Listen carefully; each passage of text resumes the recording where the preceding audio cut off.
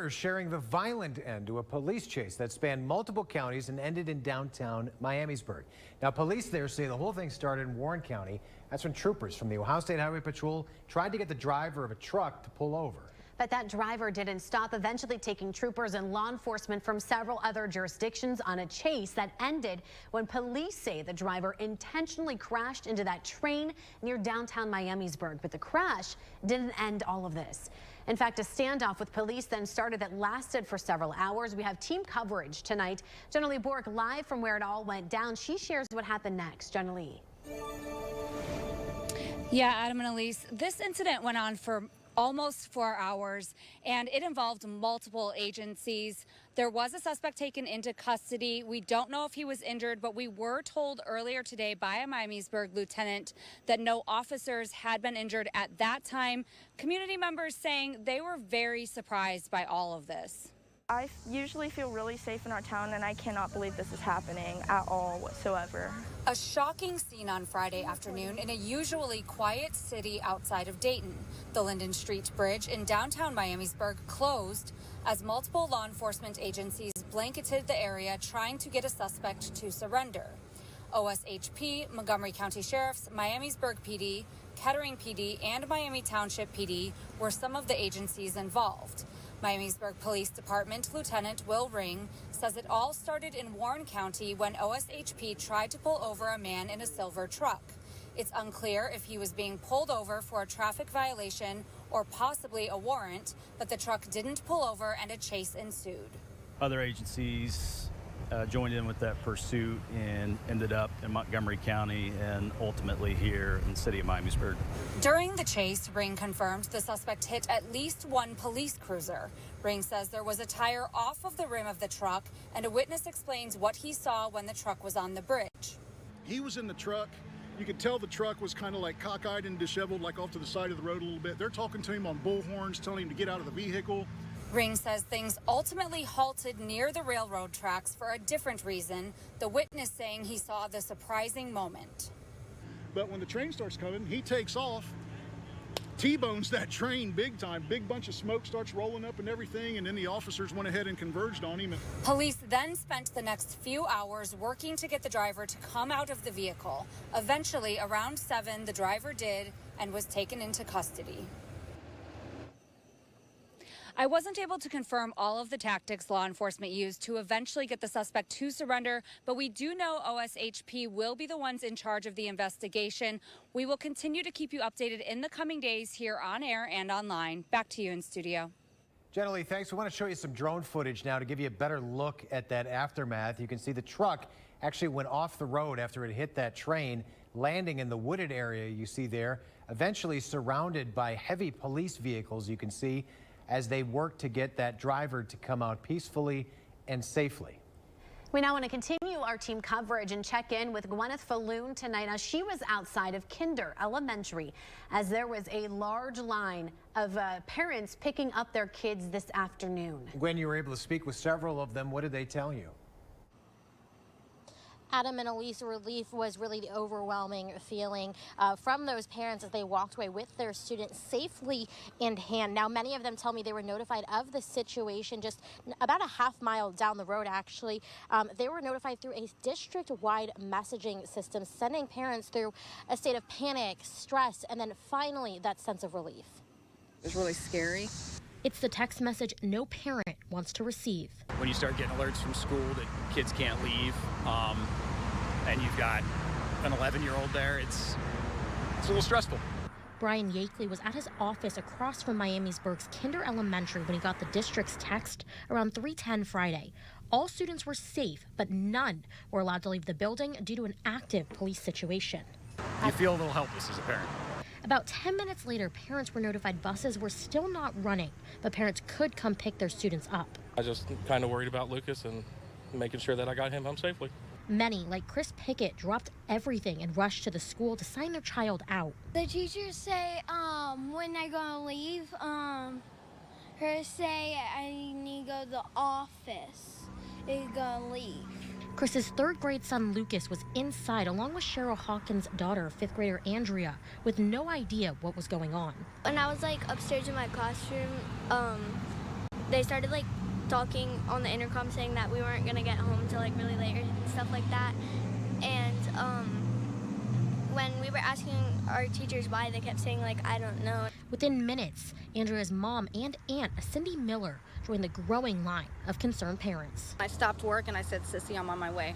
Let's go get her. I'm just glad that I was able to pick her up. Everybody here works as a team. They always do in situations, and they have certain procedures they do, and they act on it, and they all work well together. And I couldn't be more prouder to be a part of this district and the school.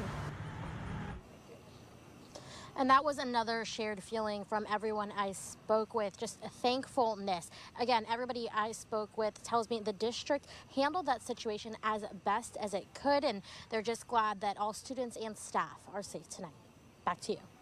In response to the large police presence in Miamisburg, earlier the city canceled the Star City Concert Series, which was scheduled for tonight. According to the Parks and Rec Department on Facebook, they advised everyone to stay away from the downtown area just out of an abundance of caution. Want to give you a live look at our roadways from our ODOT cameras now. Traffic appears to be moving just fine. It was a completely different story this morning following multiple crashes, 2 of them being deadly. Now, the first being a crash involving a semi and pickup on I-75 South in Miami County. Happened just after 6 this morning. Ohio State Highway Patrol say a person was flown to the hospital by helicopter. We're still working to learn their condition. Now, that crash then led to another crash involving a semi 5 miles north in Shelby County. OSHP says a van ran into a semi that had stopped due to the first accident. Now, the driver of the van, 29-year-old Damian Webb, was ejected from the vehicle and pronounced dead at the scene. That semi driver was not hurt. And one person dead tonight after another crash, this time in Shelby County as well. Happened just before 6 this morning, the intersection of State Route 66 and Fort Recovery Road. Investigators say a pickup truck rear-ended a motorcycle, pushing it into the rear of an SUV. The driver of that motorcycle, Jack Halbert, was ejected and died. The drivers of the pickup and SUV were treated there at the scene. The crash remains under investigation. 2 people in the hospital tonight after a crash in Clark County. It happened this morning at the intersection of East County Line Road and Prairie Road near Moorfield. Springfield Post commander tells us a white Honda was traveling south on Prairie Road when a truck traveling west hit the Honda. Now, Hayes says the truck failed to stop at a stop sign. Both drivers were taken to the hospital. We're now working to learn their condition. That crash is under investigation. A Dayton woman accused of $1 million Medicaid scheme has now been arrested in Texas. 36-year-old Janae Corbett faces 8 felony charges, including aggravated theft and identity fraud. Attorney General Dave Yost says she used the identities to operate 2 fake behavioral health counseling agencies here in Dayton, stealing more than $1.5 million from Medicaid. Corbett was convicted of theft in a separate Medicaid scheme back in 2019. She'll now be extradited back here to face charges.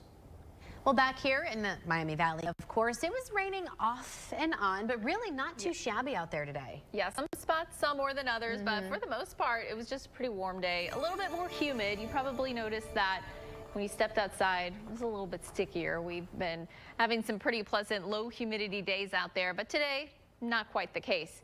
We got a frontal system pushing through. Now, this is going to be a slow moving system. It's going to keep rain and storms around through this weekend. That being said, it will be very similar to what we had with some dry time around the area, lots of dry time around the area too. So this system will be the culprit of some precipitation this weekend, but right now we're hanging out in the 70s and it's pretty quiet. 75 Dayton, 74 in Troy. Heading into the day tomorrow, we'll see the chance for some storms to become strong to severe. It's a low risk. Greatest risk likely off to our east, but we'll monitor for perhaps a stronger storm with some gusty to damaging winds to develop late into the day tomorrow. Otherwise tonight, can't rule out a stray shower or a thunderstorm early in the morning, but I'll time out the rest of this weekend coming up. Oh, and buying or selling on social media, the last thing that anyone wants is to be scammed. However, a Dayton Police Department telling us that scams via shopping on social media are very common in this area. Eli Burgett spoke to DPD and a scam victim, and this is what he tells us. Well, Dayton police tell me that nearly 100 online scams or thefts have been reported so far this year. So they are now promoting safer methods of shopping on social media. I spoke with a victim who has been scammed when a Facebook Marketplace user gave him counterfeit dollar bills in exchange for his PlayStation 5. But he hands them to me and they've got the blue line. I mean, you hold it up to the light. It looked really good. I mean, it fooled me, and I touch cash every single day with my work. While trying to sell his PlayStation 5 on Facebook Marketplace, Fairborn resident Jack Brazil was given $400 in fake bills. Jack gave the buyer's picture and license plate number to the authorities, but police say that even with this information, it may be difficult to locate the scammer. In response, the Dayton Police Department is promoting safe online shopping practices for citizens. If you are a victim of a scam on social media, police say you should file a report of your losses and give whatever information you have to your local department. They will work to ensure that your money or your items are returned to you. Back to you. Some big changes coming to the way real estate commissions work. What buyers and sellers need to know about the new rules starting this weekend. Plus, I'm tracking storm chances for the weekend. I'll time it all out for you. That's coming up. Here's a live look from our Eco Plumber Skycam. You're watching Dayton 24/7 now. A Miami Valley bride-to-be vanishes.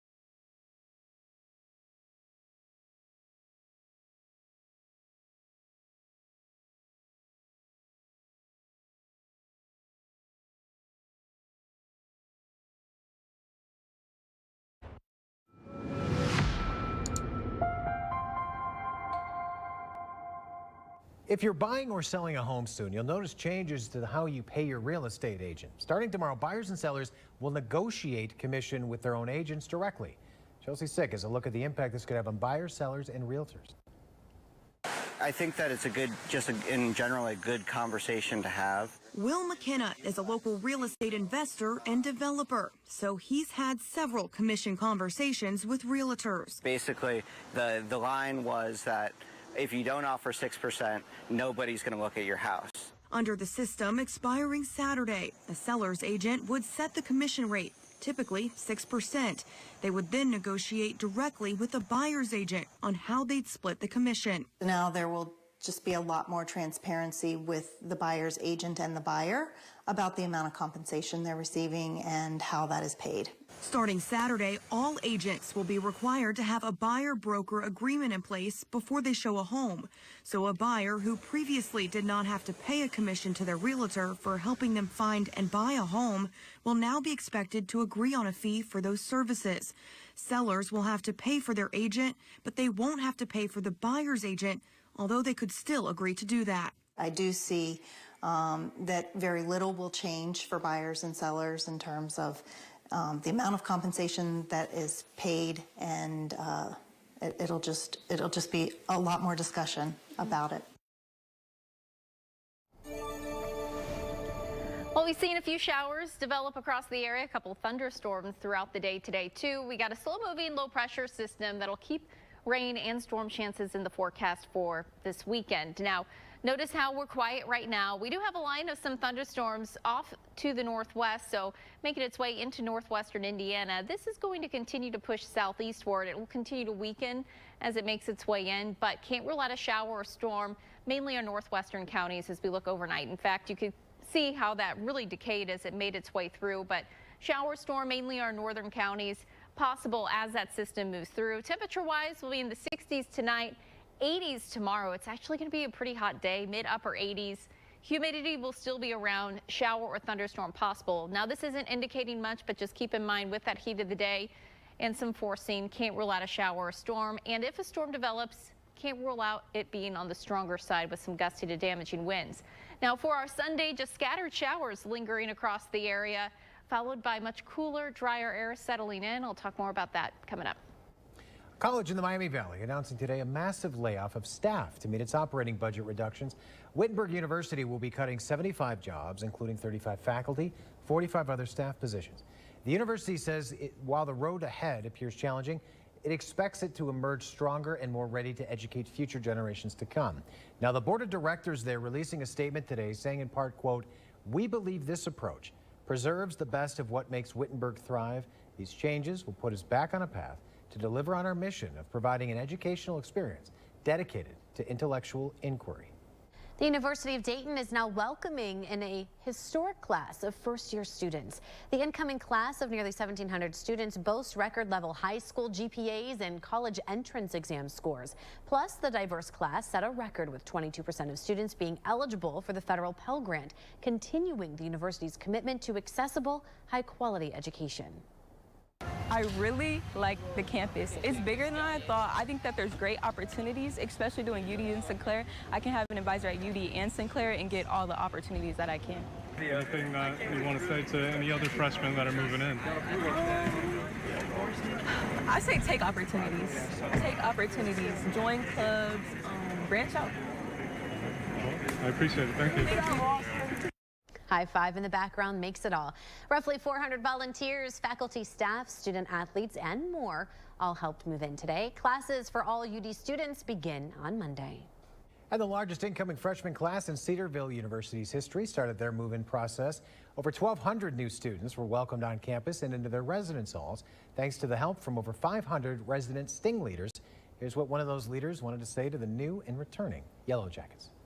Welcome home. I want to say welcome home. We're happy you're here. We're looking forward to getting to know you better, getting to meet you. It's good to have you on campus. It's going to be great.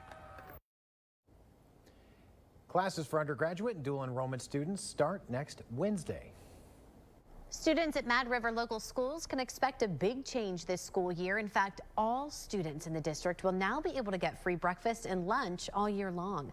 Families no longer need to submit meal applications for free, reduced, or paid student meals thanks to the community eligibility provision in the National School Lunch Act. The district says the free meals will hopefully help kids focus in class, have better attendance, and have fewer disciplinary problems. The district saying in part, quote, "Families with tight food budgets can rest assured that their child gets 2 nutritious meals at school, reducing financial strain at home." In addition, families with kids eligible for school meals could also get free health care coverage, including doctor visits, immunizations, physicals, and mental health support, among other programs. You can find more information on this at jfs.ohio.gov. Let's give you a live look on this Friday evening from our Eco Plumber Skycam over Beaver Creek. One more check with Natalie of kind of a mixed bag, I guess, for the weekend, huh? Yeah, it's going to be a little warm for tomorrow, and then we start to cool off a bit, and we'll be dodging some showers and storms. That being said, we'll have plenty of dry time. My son has a baseball game tomorrow. I'm pretty much a guarantee that it's not going to be rained out due to the timing, it being around lunchtime. We're not going to see a lot of precipitation then. Temperatures in the mid-80s tomorrow, upper 70s continuing into the weekend, starting off next week. And we will be dodging some showers, especially on Sunday, on and off across the region. As the system continues to move through, we will start to see things on the calmer side with also drier air sliding in. Feeling great by the start of next week. Low humidity, and that's with below normal temperatures. So a little taste of fall arrives by the middle of next week.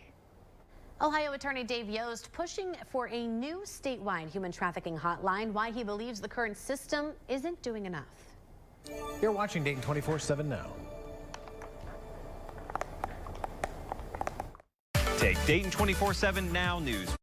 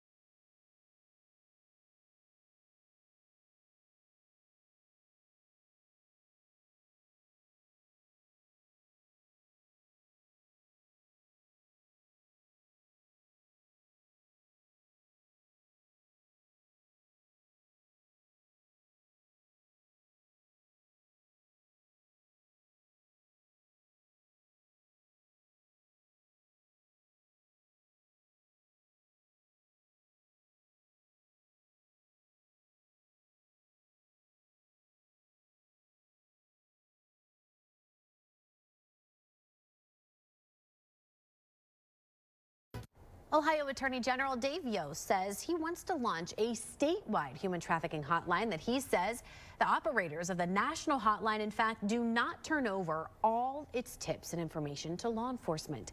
Right now, information to law enforcement is only turned over if the victim gives permission, the tip involves a child, or involves someone that is in imminent danger. The agency says about 30% of the calls get to the law enforcement, but Yost says the new state hotline wouldn't have those restrictions. The main focus is to get 12 million eyes and ears around Ohio watching for the signs of this and to say something. We're going after the traffickers here. We're supporting survivors. And the distrust of law enforcement is, frankly, hobbling the fight against human trafficking. Now, Yost says he wants the new state hotline up and running by sometime next month. Cincinnati Reds back in action after having yesterday off. However, would the Kansas City Royals look to play spoiler at Great American Ballpark? You're watching Dayton 24/7 now.